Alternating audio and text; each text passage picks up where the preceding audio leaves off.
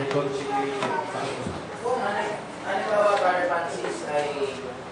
Brother Marjelan, ano yung mic? For the record. Okay, tanong. Ito. Ako, gusto ko talaga totoo bilang lingkod ng Panginoon.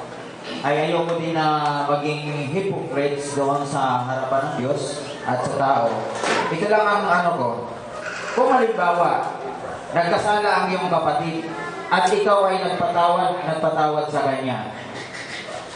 Mayroon ka ba rin pananagutan doon sa kapatid na at hindi siya nagkaroon ng pagbabago, parang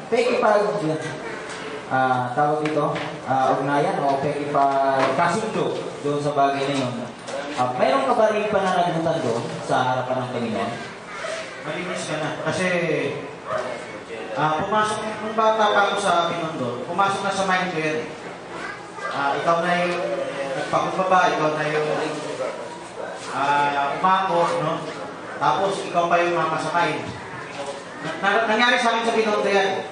Gusto ko yung testimony yung Binondo. Nung nasa Binondo ako, si Barlito makapag-attest yan, saksi yan. Pinagtulungan din ako ng lahat. Ngayon, kahit na ako pa yung mag-sorry, lalong lalala, may nadiscover ako eh. Hindi mo pwede alagaan ng pagsisinungaling ng tao. Pag inalagaan mo, lalong lalala. Ginawa ko yun ng 10 taon dito. Na-discern ko na yan noong 2006 pa. Yung 6, ano na yan ha? Kumbaga, may nangyari na behind the scenes na hindi ko alam. Nung nararamdaman ko, nanahimik lang ako. Sa loob-loob ko, basta hanggang hindi ako pinapaalis, makikipag-fellowship ako. Pero dumating din yung araw, pinaalis ako. So, sa loob-loob ko, okay lang. Pero maganda sana kung may kapayapaan. Kunwari, hiwalay tayo, pero wala lang, di ba? Katulad ibang end time, maraming ibang end time, iba naman ang alam sa atin. Pero wala namang sama na loob. Yan ang hapon ko, pero hindi natatapos eh. Actually, galing din sa ibang end time spirito na yan. Maraming kwento ginagawa sa akin. Sinikap ko, 2 beses, binanggit ni Marmajelan, pangalawa yan. Meron pang unang beses, sinabihan ako, reconcile, pumunta ako. Pareho lang nangyari eh. Nung pumunta ako, binakbakan lang ako. Kahit gusto ko magpaliwanag, hindi ako pakinggan. Wala nang mangyari. Kung gusto mo, may pag-asa pa ba? Kasi ang tamang reconciliation, kung mayroon ng akusasyon, pakikinggan mo yung kabilang panig. Amen. Hindi yung pinipilit mo, tapos Sa'yo lang. ayaw mo pa makinig. Yun.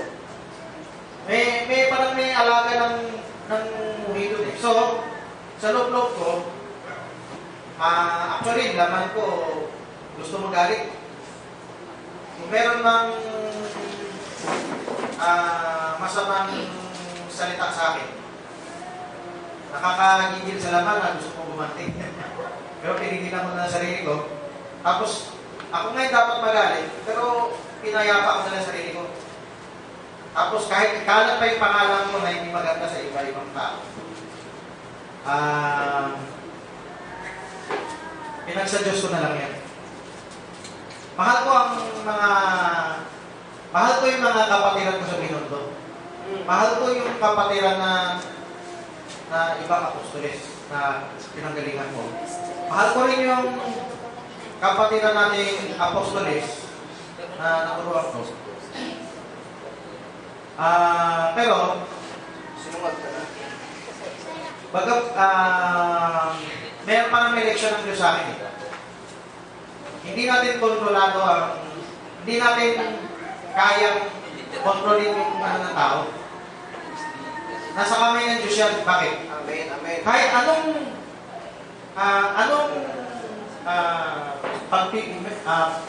pagpiplease ng human nature. paglulugod mo sa tao. Sipin kung anong gusto, pagbigyan mo. Walang katapusan yung pwede maisip na akusasyon sa'yo. Tama. Ito yung gusto ko talungin sa inyo. Pati kay Pastor Dani. Tama ba kung anong inakusa sa'yo, kahit hindi totoo, aminin mo na lang? Tama ba yun? Ako sasagot, kapatid. Sige, para magkasundo na kayo, aaminin ko. Tama ba yun? Ang sagot ko dyan, Juan Francis, hindi sa nakapag-amin. Hindi sa inaamin ko na ako ay nagkasalan. Ngayon, na ang magiging pahayag doon sa kabila na kung sa inaakala ninyo na ako ay mayroong mali, di ilagay ang sarili o ipagpatawad ninyo kung ako nagkamali. Kung sa akala ninyo. Pero kilala mo ang sarili mo sa harapan ng Diyos. Alang-alang sa kapatid na nalayo ang kanyang puso. Yun ay bakit pala doon. Depende sa Sige, pagkakas. so tutuloy ko ang aking testimony. So nag-decision na ako after this so long na time. Hindi ko na pipilitin mag-please sa tao. Kung ano man ang itapon sa akin na akusasyon, wala naman ang pagkakataon para iwanan yung sarili ko. Yung mga tao na nasasabihan, hindi naman magtatanong sa akin, mananahimik lang. Iba maniniwala na lang ng patago. Secretly, maniniwala na lang. So, binibigay ko na lang sa Panginoon yan. Nakasulat naman sa Biblia, di ba? Ariin mo kagalakan. Kung dumanas ka ng kapighatian dahil sa mensahe. Dahil naman ito sa mensahe. Galing naman sa ibang end time yung muli nila sa mensahe. So ngayon, kung nag-ikutin, nadama yung personal, hinanapan ng mga ganong kwento. Ito ang sasabihin ko, kung meron tayong pagmamahal sa kapatid, gusto natin makipagliwanagan. Pero kung yung tao ayaw makipagliwanagan, ayaw naman kunin ang panig mo, no? Basta yung kabilang panig lang, basta tanggapin mo na lang. Ito naranasan ko eh. Kung ginawa ko na yung kalimutan, ginawa ko na yung hindi nga ako yung nag-reklamo eh. Pero ito yung napansin ko, wala kayong ginagawa, wala kayong ugnayan. Lumapalala ng palala. Bakit wala na kayong ugnayan? Wala na kayong ginagawa sa isa't isa. Palala pa ng palala. Ibang tao ang gumagaso. Ibang end time ang gumagaso. Hindi man aminin yan. Meron ibang end time kasi meron akong prueba niyan. Hindi ko na lang dinetali rito. Meron akong prueba na may prueba niyan. Ang kailangan lang siguro mabuksan ng Diyos na merong influensya mula sa ibang end time na sinisiraan ako. Kaya na hindi to oras para sabihin ko isa-isa yan. Okay? Pero diretsuhin ko na yung ibang end time talagang sinisiraan ako. Ang kaibahan lang siguro sa iba, basta na lang naniniwala. Pero yung paniwala lang, kung limang doktrina, personal na. Yung personal, kakagatin naman ng hintabi kahit anong maisip mong akusasyon. So, pero natutuwa ako kung merong gustong kumuha ng panig ko. Natutuwa ako sa isang kapatid. Siguro sa libo-libo, no? O sa dinami-dami. Merong isang kapatid, gusto magtanong yung kunin yung panig ko. Natutuwa ako dyan. Kasi at least, merong magtuturing ng patas. Pero yung sa sarili, hindi mo magagawa. Diyos na lang talaga ang pwedeng kumilos dyan. Sinubukan ko na sa makalangang paraan ko. Na yung 2 beses na to, pinagbigyan ko yan, nagpahinuhod ako. Wala. Nandun, may espiritu yun. Hindi mo kontrolado yun. Hindi mo kontrolado. So, ang Diyos, nakikita ko yung kamay ng Diyos. At naranasan naman ni Pablo yun dati. Lord, Naranasan ni Pablo ang kahirapan. May gumawa ng kahirapan kay Pablo. yes. Talagang Parang umulit niya, parang ginuhog. umulit lang ang istorya ng Biblia. Tinig sa laman. Tama. Yung tinig ng Pablo sa laman, sakit. Pero pwede rin niya maging tinig yung pag-uusig. Pwede rin niya tinig yun. Sa Himeneo. Yung ikalawang Korinto 11, 1 tsaka 4. Unawain yung pananalitin ni Pablo. isa sa mga dirigyan na ano, na yung dati niyang tinuturuan, ayaw na makinig sa kanya. Tapos sa Galatia, sinabi rin, you are so soon removed from the Galatians 1:6 at sabi, I am amazed that you are so soon removed from kay dali niyong mawala doon sa pundasyon. Ano yung nasa pakipurso yung Galatians 1:6? You're so soon removed from the teachings, from the doctrines, wherein you were founded. Ang hirap nito, hindi lang yung personal attack. Yung mga inakay mo, pwede rin ma-discourage. Dahil siyempre, nagtiwala ka, ang tawag ni Pablo doon, mga bula ang kapatid. Kasi nagtiwala siya, pero yung pinagkatiwalaan niya, siniraan lang siya. So, Galatia 2 naman, yung mga false brethren, pumasok dun sa mga ano niya. Kaya naman nakapasok kasi Kristiyano rin ang pakilala. Pero yung pagka-Kristiyano rin, mga Hudyo. Mga traditional. So maraming, alam mo paglakad natin sa liwanag, kay Luther, kay Wesley, kay Knox, kay Calvin, kay sino man, I believe na naranasan din ng mga manampalataya yan. Naranasan nila na dati sila magkasama, tapos, nung umabante itong isa, inuusig na siya nung isa. Pero itong umabante, hindi niya inuusig yung pinanggalingan niya. Kinakandili pa nga niya, binibigyan niya respeto. Pero yung siya ay sinipa doon. Sabi ni Brother, hindi ka alis sa Assemblies of God dahil matanggap yung message. Hindi ka naman parang na takot. Nandun ka ba sa Dasmaris? Handaga siya. Hindi ko parang dagat, takot mag-share. Kaya ka mapapaalis ka dahil mag-share ka. Mapapaalis ka dahil mag-share ka. Hindi ko pwede itago yung katotohanan. Kunwari, sasabihin ko, ito yung mangyari sa inyong anak pag hindi niya ito ginawa. Yan tayo pamimilit. Pamimilit na yan. Mukhang pamimilit dahil sabi ko, sabi ng Panginoon. Pero hindi ko naman kontrolado kung gagawin ninyo. Ang pwede lang sa atin, magpaalala. Right. Saka hindi lahat ng tao na papaalalahanan ko. May pinipili lang akong mas madalas paalalahanan. Yung hindi tumututol. Yung iba ayaw, hindi ko pinipili. Right. Hindi ko, pero, madali na ikwento na Manginoon ka, kinontrol mo ang buhay nila. Madali na. Yung willing makinig, sinasabihan mo talaga. Madali magkwento ng panira. Sinuturo ko talaga yung gagawin. Kung hindi nagawa, may magagawa ba ako? Magagaling ba ako? Wala, tuloy lang, pasensya lang. Correct. Saksi kayo yan eh. Correct. Kayo mismo, yung nakulitan ko dito. Wala naman, hindi naman pwede magalit kung hindi nyo nagawa eh. Mas matindi pa yung ibang time, kaya nila magalit. Pa yung tungkol dito pag meron silang gusto idiin. Hindi ko magagawa yung ibang mga pastor na tapang-tapang mag-review.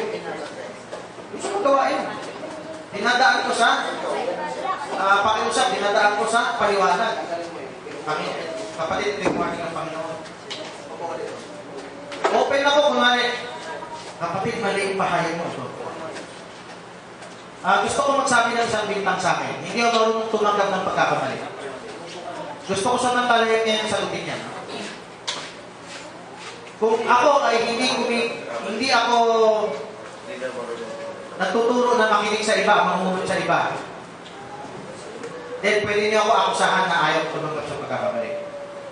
Kung hindi ko kayo tinuruan, magrespeto sa iba, kay Frank, kay Jackson, kay Gan, magpasa kay Barbara, then, hindi ako marunong tumanggap ng pagkakamali. Paano yung turo ko bilang Berean? Mag-aralan ng isa't isa. Amen. Pwede ka makapamulot sa ibang tao. Hindi kasalanan mamulot sa ibang. Hindi kasalanan mamulot. Yun. O bakit ako ngayon ang napintang Nicolaita? Grabe talaga. Matindi talaga. Sila yung nagbabawal sa miyembro na makinig sa iba, yun ang sa Diyos. Pero yung nagtuturo na magrespeto sa ibang itay para, yun ang hindi marunong umamit sa pagkakamali. Ako, kinikwento ko, binibigyan ko ng credit kung natutunan ko kay Pastor Legonza, minsan kay Pastor Roldan, yung ang unang-unang tumutulig sa akin dito. Binibigay ko yung credit sa kanya kung kunwari. Ito kung naalala niya. After, sa eternal age, may mga anak pa. Naunawa ni Marlito, meron ako nung sumingit si Pastor Roldan, wala na kasi flight finish na yan. Nakita ko agad. Nung nakita ko, tinayawan ko agad. Hindi na ako nagdalawang isip. Ay, galing yan sa kalaban. Hindi pwede tanggapin. Huwag aminin. Hindi. Sa Diyos yun eh. Ginamit na yung bibig niya. Kahit na nagamit din siya ng kawin sa akin. Pero yung oras na yan, nagamit siya ng Diyos, nakita ko yun. O yan ang kailangan sa atin yung pakumbaba. Tama siya. Di ba? On the spot, Barlito. Sabi ko, Barlito, nakita ko, on the spot, tama siya. Nakatulong siya para matutunan ko. Masama ba? Aminin ko, natutunan ko. Pero, marunong ba ako tumanggap ng pagkakamali? Dati hindi ko unawa yun. Meron akong unawa dati sa Genesis 1, Genesis chapter 1, Genesis chapter 2 ay magkarugtong. Parang spiritual yung isa or what, di ba? O logos yung isa. Yung logos, hindi ko parang maliwanag. Pero, si Pastor Alto mismo nagsabi, meron akong unawa na iba na sabay rin siya. Kwinito lang niya yung same story. Sino nakaalala niya sa Carolina? Di ba tinanggap ko rin niya? Oo, mas maliwanag yan. Tanggap ko rin yan. Later, mas yun pa ang gusto kong ituro kaysa doon sa dati kong turo na sequence, parang galing reduction. So, masyadong mapanghusga ay hindi yan tumatakot sa pagkakamali tapos may memorize na naman tao. Hindi tama yan. Hindi ako nagtatanay ng sama loob dahil yan ang ikinalat sa reputasyon ko. Pero, na-discern ko, may espiritu sa likod. Si Thomas lang yun eh. Yung espiritu sa likod, hindi yun galing sa akin. Galing yun sa iba. Kasi hindi naman dating ganun ang dati naming kapatid. Kung hindi yung dating ganun, kailan nagsimula yun? Nung nadikit sa iba may time. Okay, so, sa side ko, hindi ako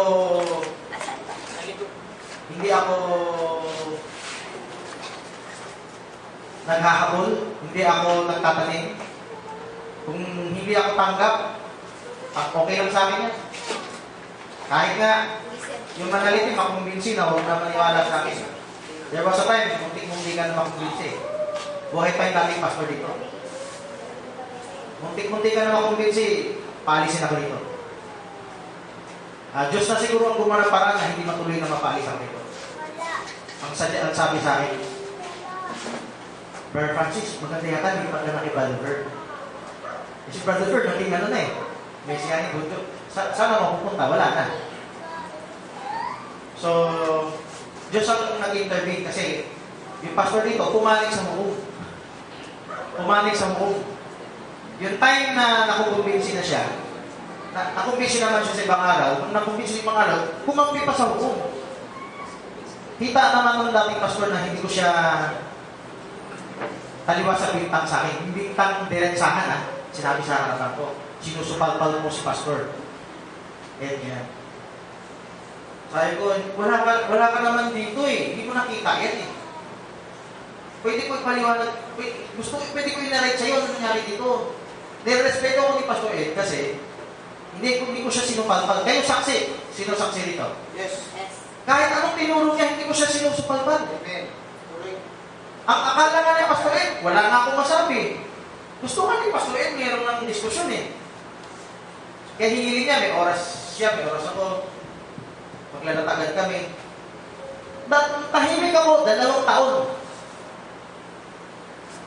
Nung tahimik ako 2 taon, akala wala akong masabi. Si Pastor Rondan nakakakumbinsi pa nun. Ngayon, alam niya na wala akong masamang hangarin. Pero, siyempre, nakukumbinsi pa rin, mapaalis ako rito. Pero nung na-convert sa Messianic, tinatigan na hukom. Sino nakaalala? Sabi niya, tama ang hukom, tuloy yan. Sino nakaalala? Binanggit talaga ni Pastor Ed, tama ang mensahe ng hukom, tuloy yan dito. So, hindi alam ng iba, dumaan ako sa butas na karayom na wala rito. Inibigay ko naman sa Panginoon ang kung Tanggap ko yan kung sa plano ng Panginoon, mawala ko rito. Hindi sa kalooban ng tao, ha? Kung kalooban ng tao, mayroon lang nakapagsabi talaga sa akin na talaga dapat hindi ako pakinggan dito. Yung ganyan pailalim, hindi yun maganda. Pero hindi ako nagtatanim ng sama loob. Nalulungkot lang ako na magagawa nila yan. Pero pagkaharap, siyempre, iba naman. Parang wala kaming ginawa. Wala naman kaming ginawa masama sa iyo. Minsan, Pastor Danny, nung unang inibita ko sa reconciliation, sinabi ko, Pastor, meron akong naisilabas sa iyo. Ano yun? Ano yun? Meron kang nasasabing hindi maganda sa akin. Nag-iba na naman timpla. Hindi mo makakausap ng marriage. Nagalit. Pinagbibintangan mo ba ako? Ha?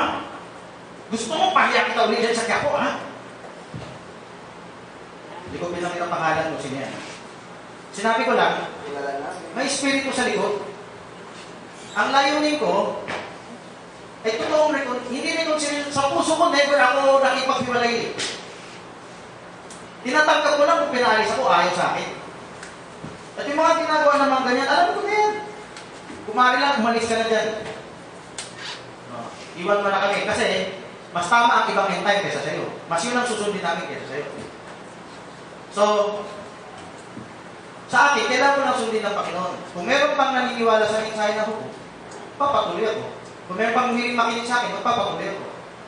Kung nag-desisyon kayo, ayaw na namin makinig sa'yo, alis ka na, alis na ako. Kung ang kalooban ng Diyos, wala na akong ministeryo, susunod ako sa Panginoon. Panginoon ang masusunod. Hindi tao. Kung tao masusunod, o huwag mo na turuan ng ibang tao, turuan mo lang pastor. Eh, kahit paano pag walamati na pastor. Nangyari na rin. Walamati na pastor. Wala ka natuturuan. So, ang church na to naging open in a sense. Hindi niya pinagkalit na yung miyembro makalit naman sa akin. Hindi niya pinagkalit. Open noon. Wala namang away, wala namang halikan. Pero ang turo na ibang time, kung sino ang pastor, siya lang dapat pakinggan. So, yung pagiging open natin na nagkaroon na ng hidwaan. Nung nagkaroon ng hidwaan, bakuran na. Meron tayong pagkaraan. Bawal turuan ang hindi niya tupa.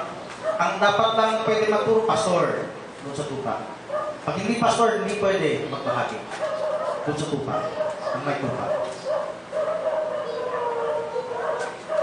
Alam mo, ibang istorya kung kunwari, merong mga kapatiran na humiwalay sa isang church. Yung church na humiwalay yung mga kapatid na yun, hindi naman ikaw nagsabi humiwalay sila eh. Pero yung church na yun, syempre, naka-influensya rin sa mga dinuro ako na huwag na makinig sa akin. Yung church na yun, nakakausap ko yung kapatid ng humiwalay. Pero dati nang nagsara sa akin yung church na yun. At tinutuloy naman yung kinakausap yung mga ibang kapatiran na kahit walang paalam sa akin. Okay lang naman sa akin yan. Ang paniniwala ko kasi, pero yan eh. Malaya tayo pag-usap sa isa't isa. Sinabihan ako ng isang manggagawa rito. Alam mo, brad, hindi ako kung kumukuha sa banyera ng may banyera. Binabalik ko sa banyera. So, sa alam ko, Kala mo naman, may banyera din siya. hindi, yung banyera lang nasa probinsya. Eh sa loob ko, kumuha din sa banyera na yan eh. Bakit sila pwede? Pero ako, hindi ako direkta kumukuha. Kahit sino pwede lang magbahagi. Wala dapat pagbabawal. Nakakuha rin sa mga tinuruan ko eh. Ako napakilala na may respeto doon na hindi, yung pabalik naman sa akin, sa nalaman ko, sinisiraan pala ako. Nung time na maganda ang pakita siguro, o later, may mga hindi magandang salita, inamin na lang ng mga membro. Pero ako, hindi ko tinaniman kayo, huwag kayo makikinig doon, huwag kayo pupunta doon, lihis doon. Kahit alam ko, may kaibahan kami sa doktrina, respetuhin niyo yun. Makinig kayo doon. Baka may matutunan pa kayo iba. Yan ang tinuturo ko sa inyo. Saksi kayo dyan. So, ito testimony ko. Kayo, kung patas kayo magkumpara, makikita nyo, kayo magsabi, ang ginawa ko ba labag sa Diyos? Hindi ko pwede sundin ang kalooban ng tao, ay huwag mo kakausapin pag intro ng ibang iglesia. Kalooban ng Diyos, lahat to ay kanyang ubasan. Tayo ay katiwala lamang. Amen. Kung ano mensahe binigay sa'yo, ibigay mo. Amen. Huwag mo, dahil sa kompromiso mo sa tao, ayaw mo, i-kompromiso mo yung salita ng Diyos. Hindi pwede. So, yan lang ang maikli kong testimony. Wala akong binanggit na pangalan. At wala akong magagawa. Kung sa plano ng Diyos, yan pala ang sitwasyon. Nasa kamay na ng Diyos yan. Kung sino ang siya nakakaalam sa puso ng bawat isa. Pero hindi natin mapipilit lahat ng tao. Hindi natin na-respond yan kunwari. Pinawalan tayo ng technique para bumait. Meron ganyan sa sanlibutan. Meron. Pero sa ubasan ng Diyos, hindi nasa galing mo yan. Hindi nasa technique mo yan. Sa laman mo, inauna lahat na magagawa mo, pero dun sa side ng spiritual, Diyos na ang makaka-ilos dyan. Diyos din ang mag-decision dyan dahil Diyos ang nakakalam sa bawat puso ng bawat isang tao. Palakpakan natin, Panginoon. Okay, natawag ko si pastor natin.